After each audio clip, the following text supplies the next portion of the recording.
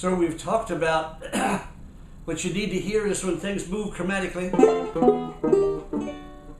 You also have to hear them when they move whole tones.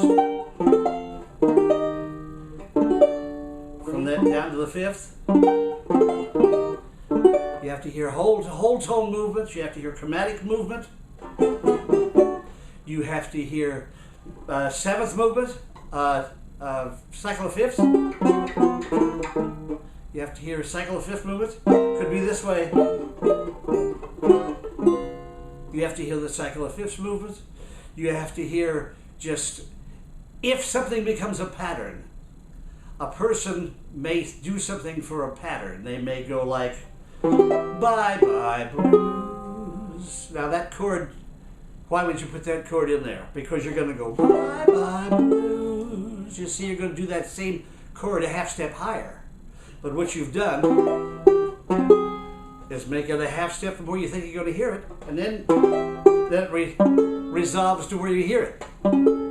So I'm in C, E, G to inside A flat 7, inside A7, which is the same as out there. Could be played like this. You need to be able to play those chords, those notes anywhere you want. Put a flat 5 in the chord. All right, you need to start hearing things because that's part of the conversation. The musical language is just like conversing. When you put fancy little frills and fancy little stuff in your conversation, that's the same thing as those tone colors. It's the same thing as those tone colors. You're just putting fancy little things into your conversation. All that. So you've got simple harmonies. 1, 5, 1, 4. You see the 1, 4 you hear because 1 becomes a 7 becomes a 4. So that's that. And the 4 goes 5, 1. So you've got you can have the suspension. Hear the 4 in there.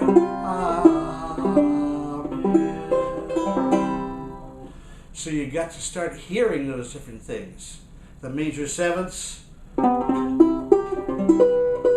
the parade passes by. You have to start, because songs are made up of all those. I could do a lot of different songs on different lines. You know, like, do you know what it means? You know, or I'm a little lamb who's. See, that goes up to the major all the way. I'm a little lamb who's. Or, do you know what it major 7 means? See what I mean? I've flown around the world in a plane. You know, it's you've got to start hearing what they do, because all songs have a lot of the same melodies within them. So you need to hear those things. You need to hear the cycle of fifths. You need to hear whole steps. You need to hear chromatic half steps. You need to hear when it goes to the 7 comes in and goes. You need to hear when it goes from major to minor, and then down through the minor, which then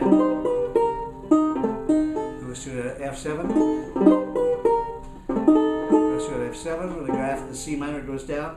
So you need to hear those things, because you may be doing something that goes like, what would be a good song for that sort of thing?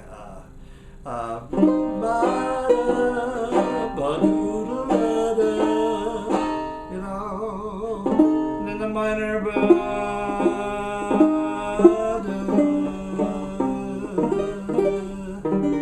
and I'm off at the E flat. See, those are that's just moving tonalities to different pitches.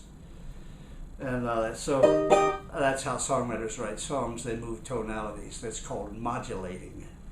Modulating, and a good chord to modulate with is the flat 9 chord, which Tony Lombardi was talking about before on his thread.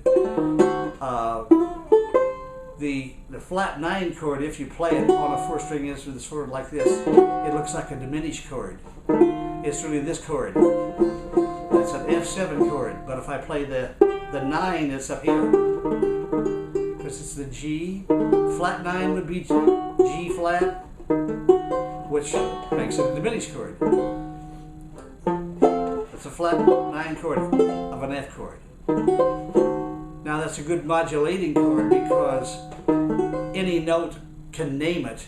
Any note there on it can name it as a chord, as a diminished chord. It's a flat 9 chord here, which wants to go to B flat here. If you're thinking about an F. Now if you don't think of an F, you think of it as an E flat, then it wants to go somewhere else. See, if you can't think of it as an E flat because that'd be a flat 9, but if you can think of it as a D flat 9, it wants to go to G. See, so if you take any of the notes of the diminished chord and you take them down a half step, that becomes a 5 chord to 1. So here's E flat, and I take it down to D, right? This goes down to D, and look, it becomes a D chord going to G. Here, when I had it here, with the G flat to the F goes to B flat. So when you take it down a half step, any one of those notes, this C, take it down to a B, and it wants to go to E. See how those modulate around? Now, which is the one we haven't gotten to? That's this. If you take the A down to A flat, it wants to go to D flat. So if you want to get to any other, modulate to any other keys, or you're writing a song, or you want to do whatever, you can use a flat 9 chord because it can go many different directions at that point. The same thing as if it's an incomplete 9 chord. See, here it is an incomplete 7 chord, I mean. See how that diminished sounds that way? We're losing the A, and we're getting 2 C's, but it's an incomplete diminished chord. And if I reach up and catch that A,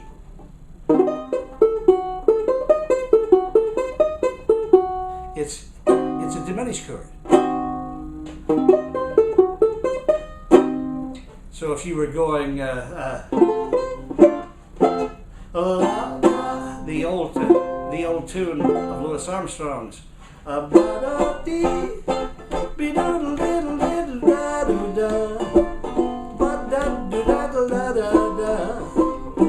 want to stop. The second strain is like it's like the diminished chord. That's the second.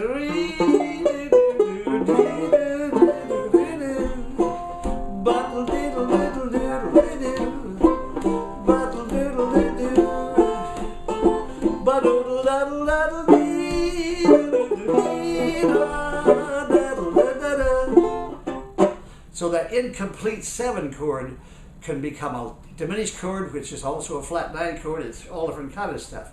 So you have to think of where you want to go and where the harmony, where the sound is going in your conversation. It's like talking, when your conversation's going by what is being said. So you know where your conversation musically is going by what's being said musically.